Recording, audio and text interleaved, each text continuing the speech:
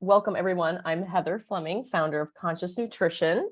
And we have a few people so far, so I'll start the introduction and I'm recording this too. So I just first of all want to thank you for being here.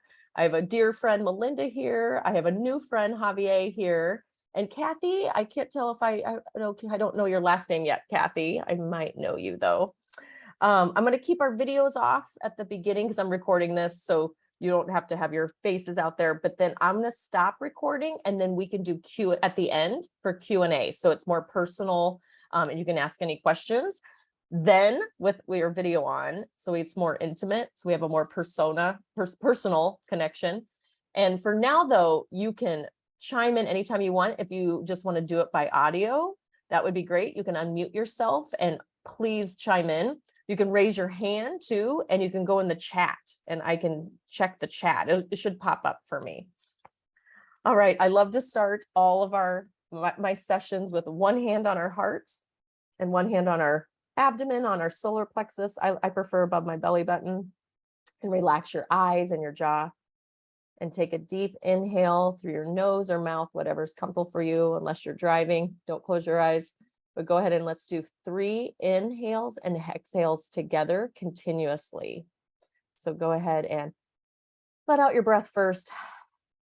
And let's inhale and exhale 3 times together. Inhale.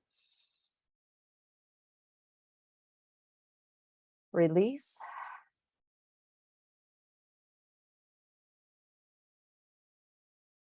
Inhale again. Release.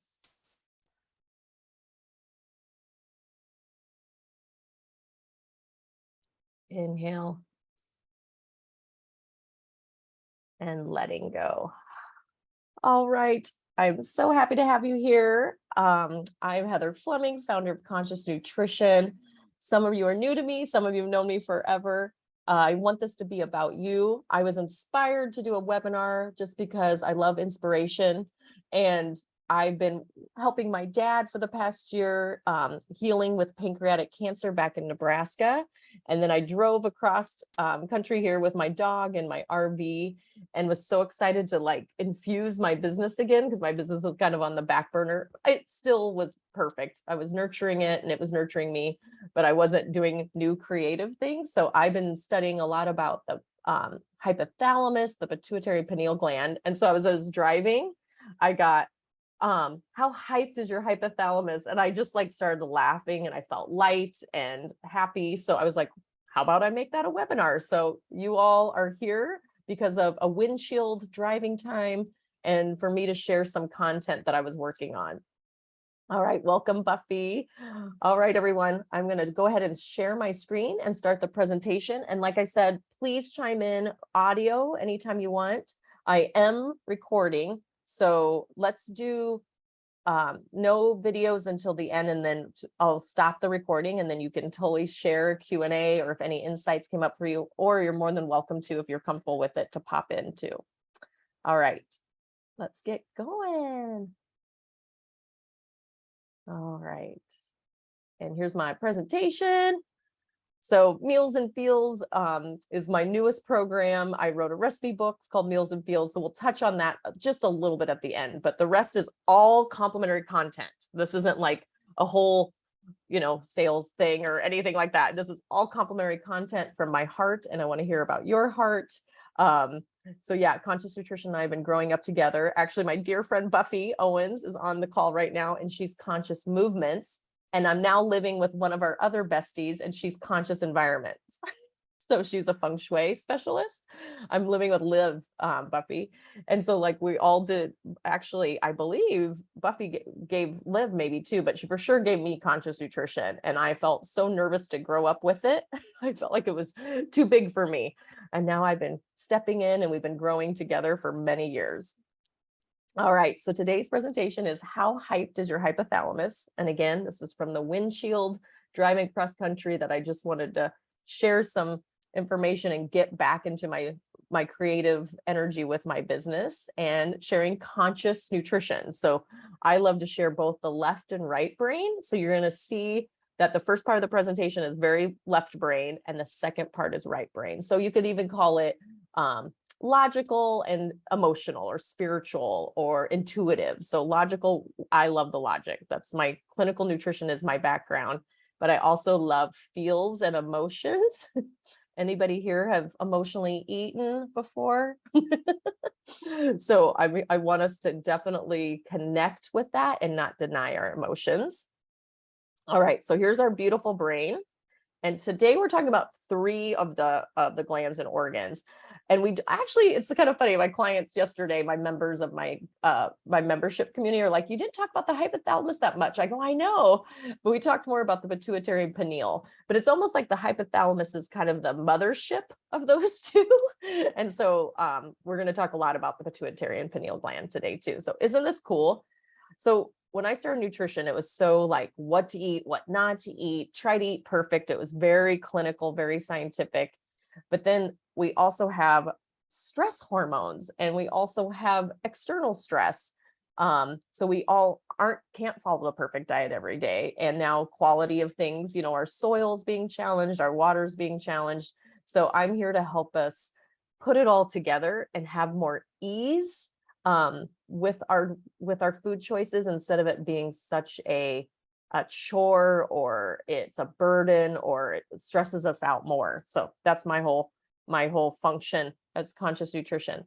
All right, so I have this in another slide, but if you need it to look at it again, let me know. I have it even up on my desktop too. So I have it in a few places. So we're going to be talking about the hypothalamus, which is here, center of our brain back here, pituitary, which has a front and a back lobe, and the pineal gland is behind, straight through the middle. So sometimes we call it the third eye, but isn't it kind of interesting? The pituitary is a little bit lower, but forward. So they're really interesting glands. So I'm excited to share them with you. All right, hypothalamus function. One of the major functions of hypothalamus is to maintain homeostasis. So when I worked at Gold's Gym, you know, we were weight loss and people would get at a set point. So you would release weight or they would gain muscle because it was Gold's Gym. You know, that was my first job out of college, by the way. And the body always wanted to be in a stable, constant condition. So when we did extreme things, it would change, right? And now there's still extreme plans and diets out there. There's a time to go a little extreme and then there's a time to dial back because the body wants to keep its balance too. And that's what the hypothalamus does. So the hypothalamus and pituitary complex can be thought of as the command center of the endocrine system. So you can think of your computer system. You can think of like a Wi-Fi tower too, or something like that. Or what else is a good command system? Or something you can do something less techy too. The hypothalamus responds to a variety of signals from the internal and external environment, including body temperature, blood pressure, hunger and thirst, sense of fullness when eating. So that's the hypothalamus. It also releases a hormone called ghrelin, and leptin too are connected to the hypothalamus. Mood, sex drive, sleep. So mood would be serotonin, melatonin, which is part of the pituitary gland, I think too. So look at all those things that our hypothalamus is doing. So it's kind of the overseer. It houses the other 2. The pituitary gland, which has 2 lobes, and the pineal is behind. Your pituitary gland is charged of making many essential hormones and also tells other endocrine system glands to release hormones. So the anterior lobe of the pituitary gland makes and releases the following hormones. ACTH, which is the number one I want to talk about today. It comes up a couple times today. And this plays a role in how your body responds to stress. It stimulates your adrenal glands to produce cortisol, or stress hormone, which has many functions, including regulating metabolism, maintaining blood sugar, regulating glucose, blood glucose, blood sugar levels, and reducing inflammation. Those are all the major hitters, everyone. So all diseases are stemmed usually from some type of symptom from the systems. So when I work with clients and I see that a lot of their bodies their systems have symptoms. So like, for example, headaches or bloating or all the digestive issues, it usually stems from some type of stress going on. And our body's trying to find balance. So it's probably releasing a little more of this hormone. And then the other hormones for the pituitary gland are very important too. FSH, follicle stimulating hormone, growth hormone, luteinizing hormone, prolactin, thyroid. Who How many people do know you have maybe a thyroid problem, or you know someone with a thyroid problem? When I first started nutrition, thyroid wasn't as big of an issue. And now I see a lot more imbalances too. And that's connected to our energy levels, our nervous system, and these glands, our stress hormones. And then the pituitary gland has a posterior lobe, and it does vasopressin, which this hormone regulates the water balance and sodium levels in your body, which I'll be honest, when I researched this, I actually thought the kidneys did that more than the pituitary. And so I was so like in awe of learning that. So you might get like your brain pituitary might signal like I'm thirsty or I need salt, and that could be coming from your pituitary. And I was always thinking it was our kidneys, but that makes even more sense. It's the pituitary. Oxytocin, which is our love drug, right? So it's what the pituitary gland stores and releases, especially to facilitate childbirth, which one of the reasons it's called the love hormone. So we all are looking for that high at times, and sometimes food gives us that high, or other things. So just something to think about. So that's the hypothalamus, and the pituitary gland stores it. So there's the hypothalamic-pituitary-adrenal HPA axis. This is part of the endocrine system too. It's the chemical messenger system of the body through which hormones are secreted. It consists of obviously the hypothalamus, pituitary, and the adrenals, which are the two little guys above our kidneys, the two little glands above our kidneys. And just like metabolic syndrome, there's like quite a few symptoms, and if you have a few of them, most likely this is a symptom, something going on in your body. It's not just one of them. I wanted to give you all that too. It's not just I have one of these things. So I would say if you have quite a few of these, this would be something to look at, and we can discuss. But symptoms of dysfunction are sleep problems, especially getting up in the morning. If you've been doing so many great things in your life and it's really hard for you to get up, there could be something going on with the hypothalamus, the HPA axis. Insomnia, thyroid dysfunction, blood pressure, poor circulation, lowered immune system, blood sugar problems, increase in abdominal fat, brain fog, inability to handle stress, and I would say irritability too, inflammation, slow wound healing, craving for salt or salty foods, which makes sense with the water in the pituitary, dizziness, dry skin, low libido, poor muscle tone, depression, anxiety. And the biggest sign of adrenal fatigue is tiredness that is not relieved from quality of sleep. So there's something missing in our system, which I'm going to go over today too. Any questions so far? I can't see you all. We will. I'm so used to talking, wanting to talk to you. So how can we help our HPA axis? It's regulated by our nerves, our nervous system. So here's an example. So why we did the 3 breaths to calm was to go ahead and relax our sympathetic nervous system so we could get into our parasympathetic, so we can receive information instead of being busy and rushing around, because that would keep our nervous system active and we want them active, but like maybe active and we're not receiving as well and relaxed as well. Is regulated by the nerves, which act as a sensor for all the stress in the environment, and then relays these signals to all the glands involved in the HPA axis. So for an example, when the HPA may be activated is when someone is experiencing extended periods of stress at life, work, I'll repeat, life, or when someone's facing a lot of anxiety or grief or trauma. The HPA axis is therefore integral to our healthy response to stress, So a healthy response to stress is characterized by a quick rise in cortisol and followed by a rapid decline when the stressful situation ends. One of my favorite books is Why Zebras Don't Get Ulcers. And that was just such an epiphany to me when I read that book way back in the day. And it's still a good read if you haven't read it. And how the zebra is getting chased by the lion and then gets to the watering hole and is safe, shakes off the stress, and then is drinking water with its friends and not still worried about the lion chasing. It still probably has an eye out, but the cortisol goes high and then rapid decline. What we're seeing in the world is that's not as easy for all of us because of the constant stressors and maybe things coming at us quite often, big things. So here's this great chart too. And if you're interested, I'll be emailing the recording and this document to you all. I'll put it in a PDF form so you can see all the great charts and images. So it's from the pituitary glands, like stress response, stress. Then we release that ACTH, Our adrenals kick out cortisol and adrenaline into our bloodstream. And then our liver converts glycogen to glucose, which is good, but for extended period of time, it's not, okay? Increases blood sugar, increases sweating, fast breathing, which is okay for short amounts, accelerated heart rate, tunnel vision, and digestion slows down. So we're getting chased by the lion. So we want to shut down all these other processes of all these major organs to get us to safety first.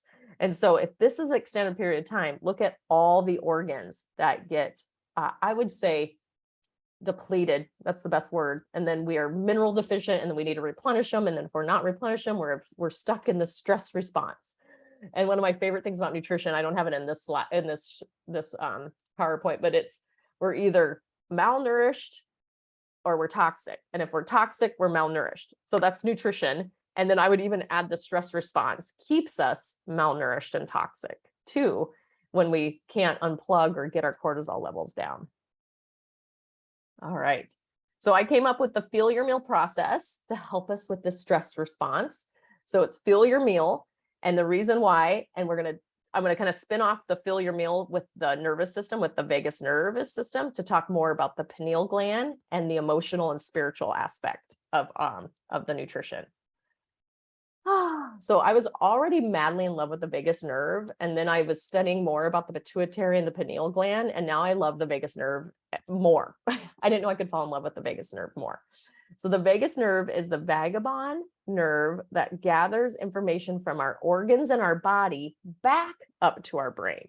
So the pituitary and the pineal are shooting their hormones and their messages down, but the nervous system needs to be open and flowing. That's not the perfect scientific word, but you kind of get the vibe where I'm going with that. Open and flowing to gather all the information from our organs back up to our brain. So there's a connection in the communication.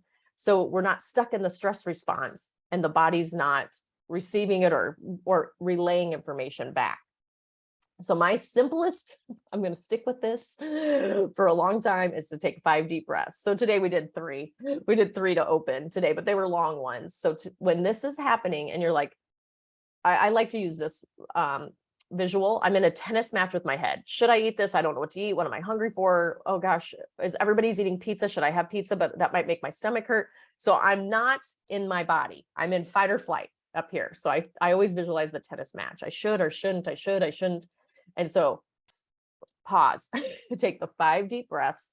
That'll calm your sympathetic nervous system. It'll start to activate like, oh, you know what? I was hungry for, what did I have today? I'm trying to think what I had today.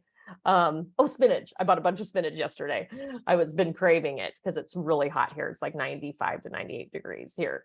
So I was craving spinach. I was like, I wanted some minerals. So I was going to put it in a smoothie or whichever. So I was like, oh yeah, I was craving that. So all of a sudden I'm done. I'm out of the ACTH, the activation of the stress, and I'm back into my body and I'm like remembering. So then we bring in our senses, which I'm going to talk about. And one of the beautiful things about the nervous system is when we release our exhale by our CO2, that's how we release body fat and toxins, everyone. So urine, bowel movement, sweat, some other things, respiration, and then respiration is the biggest one. So Buffy actually was one of the first people that ever inspired me out about that. She helped coach someone to release body fat by helping them shift their breath. I believe this was a long time ago when I met Buffy, like over 15 years ago. The person was a shallow breather and she helped them shift their breath and they released, I want to say 20 some pounds, whatever the weight was, but it was such a cool thing. So we all don't need to start panting, but we can just go ahead and connect with our breath deeper. Then one of my other favorite things, especially if you're being triggered by a trauma or emotion and you feel safe enough to tune into what's really going on.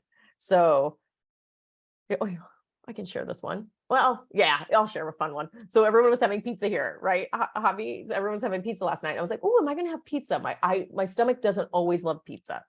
Not my clinical nutrition mind as much anymore. It's my stomach doesn't love it too. So I'm not judging it. I just kind of give it a minute.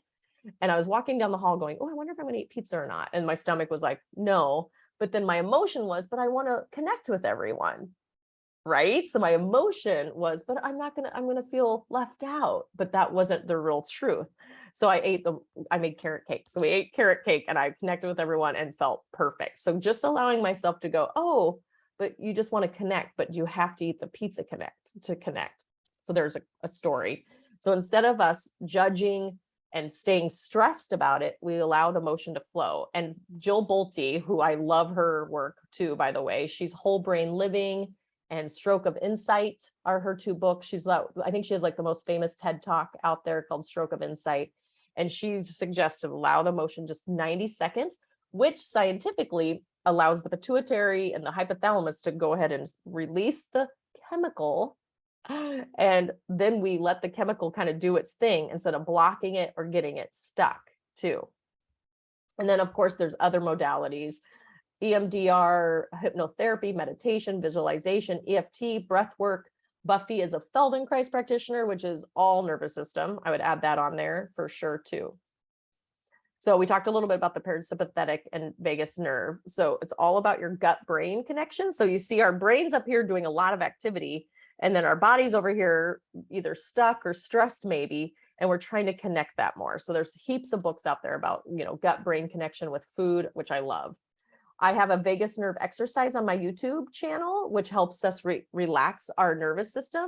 It's really simple. I'll show you really quick. You put your hands behind your head, and you're supposed to be laying down, and you kind of look right, and you have a release. I love this exercise. So you either yawn, your eyes water, you might sigh, and then you look the other way, and then the other one releases. My right always releases quicker than my left. So I'm in my left brain right now doing a presentation, so I'm not going to force it. All right. So I have that YouTube video, and it's from a great book called, I want to say The Vagus Nerve. Oh, shoot. I can't remember the name of the book, but I show the book in the YouTube video. And then I love to connect. So when our senses are overloaded, it's usually our left brain. Like we're overthinking, we're over logic, we're maybe in our critical mind. I know I have a little critic over here that takes up some energy of me. I want us to go down into our senses a little bit deeper. So for the feel your meal process, I just have us go, okay, we're here to choose food now, and we don't want to be in our cortisol, ACTH, adrenaline overload. So you put your hand on your heart and your tummy, you can go, do I want hot or cold, sweet or savory? And that's to tune in to all of our organs, right? And give them a chance to give a shout out. So, and the reason is hot or cold, like, the feeling when you bring a salad to work and you wish you didn't want that. It's more yin and yang. So we need both. And there's times our cravings want one or the other, and not one's wrong or not. And then sweet or savory goes with our taste buds. And each taste bud is linked to an organ. So sweet is linked to nervous system. Sour is linked to, oh, help me. Is that liver? Yes, liver. Salty is kidneys. Bitter is liver. Help me. Sour might be digestion. And umami is brain and tongue. Okay. I have another cheat sheet that I usually use. It's in a blog. I'll show it to you all. So we're connecting to our organs instead of our brain trying to force it and stay in the stress loop. Okay. Now I'm on to the pineal gland. Pineal gland is also known as the third eye. It produces melatonin, a serotonin-derived hormone, which modulates sleep patterns in both circadian and seasonal cycles. So we're supposed to be in a season shift here. So I was leaving Nebraska when it was fall, and then now I'm in 100-degree weather. So my body's like, what's our rhythm? So I have noticed I needed more sleep this week. And I was like, awesome. And I haven't been as hungry. So it's just little seasonal shifts that we need to pay attention to instead of our brain shooting on I'm not saying the swear word, shooting on ourselves on what we should eat. Instead, we tune in. So the shape of the gland resembles a pine cone, which gives it its name. And your pineal gland tends to calcify as we age. While some calcification is normal, excess can prevent your pineal gland from functioning properly. Some studies have revealed that degree of calcification of the pineal gland is higher in those affected by Alzheimer's. And there's also a loose link, but I would say my intuition is stronger, that with some migraine and cluster headaches too. So this pineal gland is super powerful. And I know I called this the hypothalamus, but I go into the pineal gland for a while here because I had so much fun researching it. So some physical manifestations of a blocked pineal gland are problems with eyesight, poor vision, migraine, Sciatica. I thought that was so interesting, which makes sense. The nervous system, seizures, sinus problems, emotional, spiritual manifestations of a blocked pineal gland, feeling stuck in the grind. Like listen to that too. Even if the calcification happens, like that feels stuck to me, right? Confusion about life, lack of purpose, lack of focus, feeling pessimistic, rejection of spiritual beliefs, difficulty seeing a greater vision, and a gut feeling that something just isn't right. So these are things that our pineal gland may just need a little boost, which is my next, actually the next one, two away. I have a list of some ideas to boost. And the spirit of the pineal gland, or the third eye, in ancient Egypt, the pineal gland was known as the seat of the soul. And they use the third eye as a route to higher awareness and consciousness. So here's where I go from left brain to right brain, because this is conscious nutrition. The Buddhists relate to a spiritual awakening. The Hindus connect it third eye, which represents intuition and clairvoyance. So just a higher knowing. And again, not reactive, which is what the stress hormones would be doing too, and then throwing off the pineal gland. And here's the spirit of the pituitary gland, just from our last gland that we talked about. So here's our pituitary again with the two lobes. Open-minded versus closed-minded or limited belief systems. There's actually even some research that showed that when you're stressed, it closes because you're handling stress. And when you're like more like creative and such, it opens, the gland opens. Actually closes the pituitary gland functioning, traveling through a tunnel toward the light of your being. So a lot of people when they have near-death experiences, they see a light, and they actually related it to the pituitary gland opening so wide. And that would be something that would be similar to each person that has the near-death experiences. I thought that was so interesting. Here's some pineal gland support, and I stand by all of these. It was like the best list I've ever written. I was like, oh my gosh, I'm craving all of them right now. Raw cacao, goji berries, which I always mix those two in a shot glass when I'm doing my 4-week program, which is coming up, which of course I am hinting at. So I always mix those two in a shot glass, and it balances my blood sugar. Well, now I know it's helping balance my hormones more. So hormones are the new nutrition, everyone. We need to befriend our hormones instead of judging them and berating them and managing them. Instead, we want to work with them. So raw cacao and goji berries in a shot glass, and I always have it by my computer, is amazing, everyone. I highly recommend that. Garlic, lemon, watermelon, star anise. I love chai so much. And as I read this list, I go, I bet it's the star anise. So I'm going to look for some other ways to do star anise. Honey, coconut oil, hemp seeds, cilantro, ginseng, vitamin D3. And then a couple things to do physically is sun gazing. Of course, early morning is ideal, not when the sun's the highest and the brightest. So early morning is just like giving your body like this. Obviously, look at your pituitary, pineal, and hypothalamus are right there. So just kind of helping you calibrate. And then I've been putting essential oils on my right here since I can remember before I do a talk. So I did that already. I usually do lavender or lang lang or whatever floats your boat.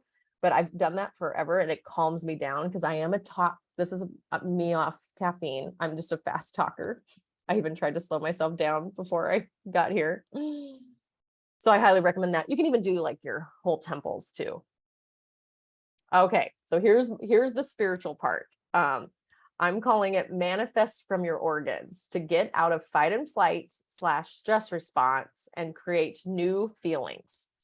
So how we do this is from, I would say, I do a weekly seminar with Mike Dooley, the Tut gentleman, the Notes from the Universe. I love Bruce Limpton's work, and I love Joe Dispenza. So this is kind of a marriage of a lot of their insights. And then I've been following it with nutrition and science too. All right. So let's say we're manifesting from our pituitary and pineal gland. Okay. We're getting ourselves out of our stress response, and now we're manifesting health, what we want to eat, what we want to do tonight, like little things. Do things that are that you're less attached to at first. Don't go and jump to the biggest goals first. So you amplify your desired thought frequencies so they can be sent throughout your body. Okay, so the pituitary pineal go all the way down our nervous system to our vagus nerve sent throughout our body. So we'll come to examples later. Okay, the hormones flow from the pituitary into the pineal, and it's what activates different parts of your brain to receive the different thought frequencies. So whether it's fear or love, let's just do fear and love. The level of balance is determined by the collective thought frequencies being received by the pineal system back there.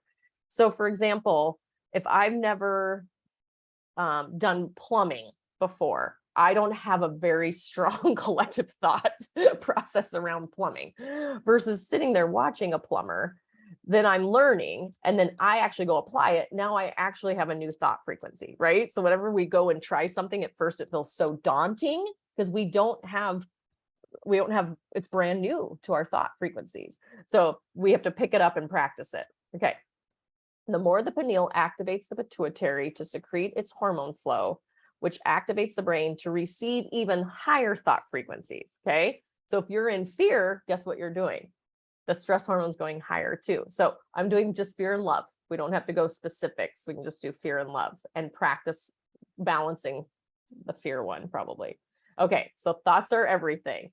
So thoughts come in without judgment. So the sky is blue, and then all of a sudden I'm like, well, actually it's kind of hazy. Oh, wow. Is there a storm going on? So the thought comes in, the sky is blue. Then I add meaning to it. So they're initially unlimited, but then I start to add a meaning to it. Then they travel first to the upper left hemisphere of our cerebrum, where the intellect or reasoning, I'm pointing to my left brain, functions reside, and the altered ego, stress response, trauma, conditioned mind is expressed. Okay, so I've attached the sky is blue. Oh, wait, is there a storm? It is kind of hazy. So now I've made up like a new attachment from my altered mind. So the ego blocks, resists, refuses to allow all thoughts to be received and entertained for a greater realization, expanded consciousness. But there's a way, everyone, don't worry. So when we calm that stress response, then each thought frequency that the alter ego allows to flow into the brain is transferred into electrical current and sent to the portion of the brain that has been activated by the pituitary to house or be a memory of that frequency. The portion of this brain then amplifies the current and sends it to the pineal system. Okay, so whatever it is, not good or bad yet, but we do attach something to it. So I'm going to get to the next. This is the exciting part. Then the pineal system collects each frequency of thought and propels it through our nervous system via the spinal column as a highway of electric thought. That's why we get goosebumps or our stomach flips or what else do I always get? Goosebumps. That's a good one. It uses water as its pathway down through the spine and every cell of the body. So that's why we want nutrition and minerals and hydration and all our cells to be nourished and open versus the pineal gland and the pituitary just like stuck trying to give out the messages and it's not getting anywhere. Then it's recorded in your soul. That's where the pineal gland, when you feel emotional, you're feeling a thought that has bombarded the light structure into your being. The pineal is the seal of knowing into manifestation. So thought into manifestation is the pineal gland, everyone. So this is why I went crazy on the pineal gland, because I'm like, this is amazing. In my journal, like about a month ago, I wrote down, I really want to have a tennis court someday. I was totally not attached to it. And I was just like kind of free flowing. And I was like, I wonder where that came from. Oh, you know what? I lived in New Zealand like 20 years ago, and they all played tennis on a grass court. And I just remember how happy everyone was. So I was leaving Nebraska, and I was probably trying to do some manifesting on what I wanted. And I pull up to my friend's place, and I'm parked next to the tennis court. And I go, oh, it's probably her neighbors. She didn't mention the tennis court on the phone. And so I go, oh, is that your neighbors? And I giggled already because I remember writing this down a month ago. And she goes, oh, no, it's ours. Do you play? And so we're going to totally have a tennis court. We're going to get outfits and everything. So that's a fun one. I just did a light one because I wasn't attached. I wasn't trying to make it a how. I wasn't like going to make a list on what to do to get the tennis court, and I needed it now. I was 100% attached. It was just a joyful expression. And so my bat signal sent it out. And then now I got to park by it. And I had like 3 spots to choose from. And I chose the one next to the tennis court, which I thought was entertaining. All right. So how do we be a magnet for good? Not to just get things, not just to get tennis courts or to park by them, but for our feelings too.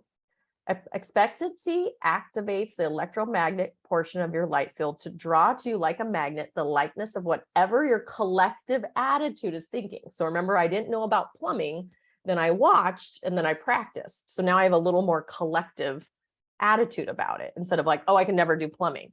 So anytime I meet someone, they're like, oh, I never remember anyone's names. I go, oh, may I suggest that you practice saying, I always remember someone's names. Because if you keep saying it, guess what? You're not. And we all have to. That one's not names aren't easy, but we get to practice it. So if we keep saying, I'm never gonna get anyone's names. I'm never gonna get a tennis court. That's our collective attitude too. So draw situations, things, objects, people to create the same feelings experienced in your body from all your thoughts.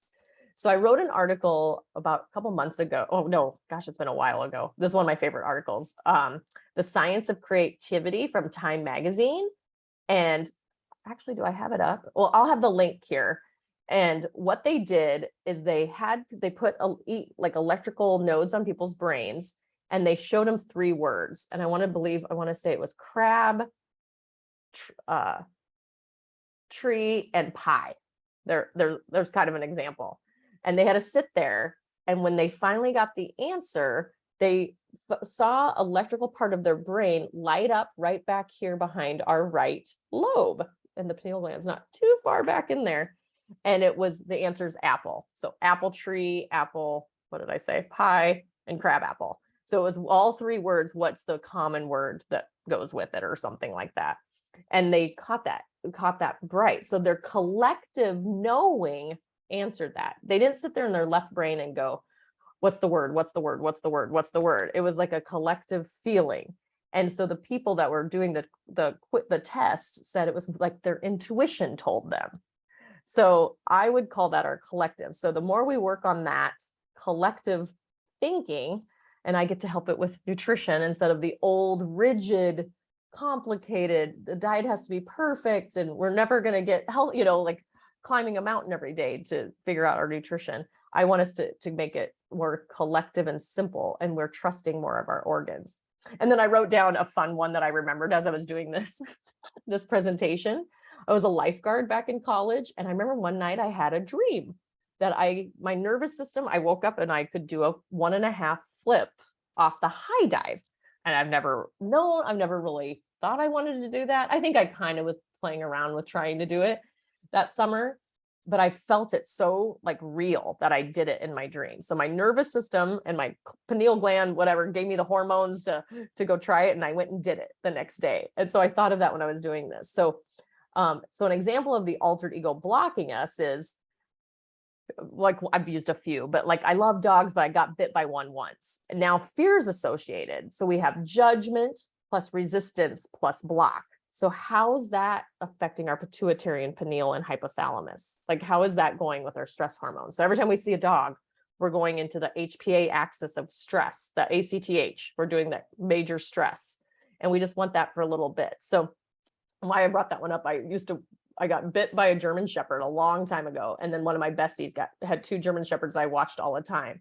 So I got to work on that fear and like changing the judgment, resistance, and block with it. So I would love to hear from you guys too, if you have anything. I'm going to do 2 more slides, and then we'll finish up. So it's goosebumps, tingles, tummy flips, relaxing our judgment so we can hear people versus like, oh, I know what they're going to say already. And so that's usually we're in fight or flight usually.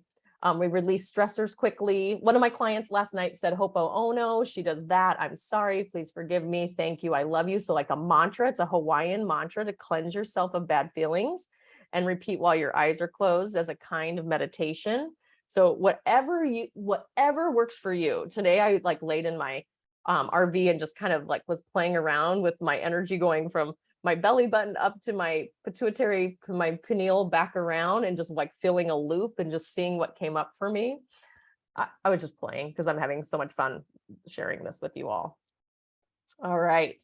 So the resources, I mentioned some of them already. Joe Dispenza is where your attention goes, your energy flows. Science, I did Stanford Medicine, NCBI, Mayo Clinic. I got a few things from Spiritual, Mike Dooley, Bruce Lipton.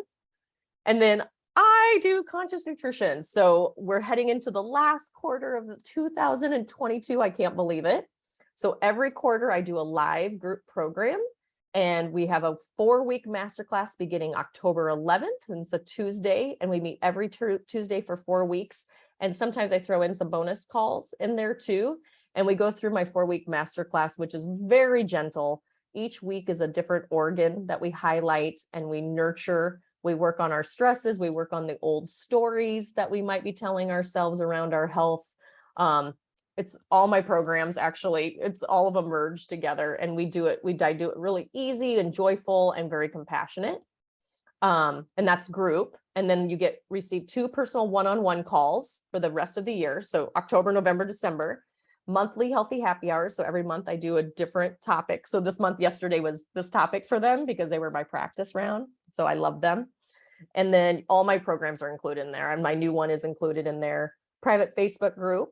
And the Nourish, I call it Nourish University, and it's spelled YOU. And my seasonal for 3 months for the group is $749. And if you want to do personal for 3 months, it's $1,500, and you get way more one-on-ones. So it's everything plus way more one-on-ones. All right. So I want to hear from you. Does anyone want to share anything that came up for them? And I will stop the recording. Do I have everyone here still? Javier had to go, but I have everyone else here. I'm going to stop the recording so you all can be we can be a little more one-on-one. So thank you to everyone listening to this, and let me know if you have any questions.